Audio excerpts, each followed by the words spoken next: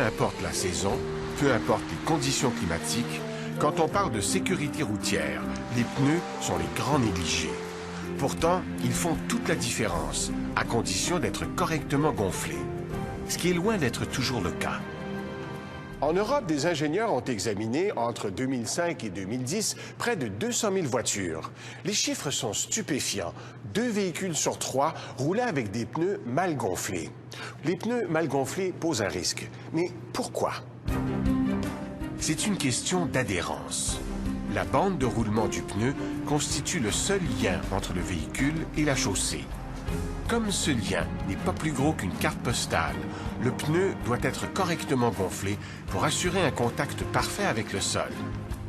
Contrairement à ce qu'on peut penser, un pneu mal pressurisé, un pneu mou, réduit cette surface de contact.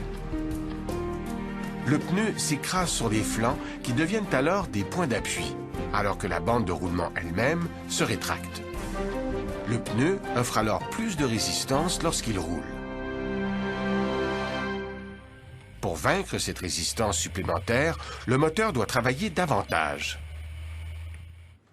Conséquence, il faut plus d'essence pour parcourir la même distance. En Europe, cela représente 2 milliards de litres d'essence brûlés en pure perte et 4,8 millions de tonnes de CO2 envoyées dans l'atmosphère pour rien chaque année. Autre conséquence, la sous-pressurisation augmente la friction entre la bande de roulement et la chaussée, ce qui entraîne une surchauffe des pneus. Résultat, une dégradation accélérée des flancs de la bande de roulement. Annuellement, des millions de pneus sont ainsi usés prématurément. Cette surchauffe ne fait que diminuer la longévité du pneu. Elle peut mener à leur éclatement et donc à une perte de contrôle du véhicule. Un automobiliste sur 14 met ainsi sa vie en danger.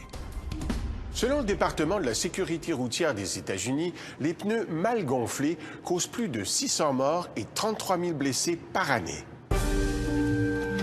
Malgré ces statistiques alarmantes, seulement 15% des automobilistes américains savent comment mesurer correctement la pression des pneus et que cette lecture doit se faire quand les pneus sont froids. La situation n'est pas meilleure au Canada. Ici, 80% des voitures possèdent au moins un pneu en mal d'air et l'hiver complique les choses.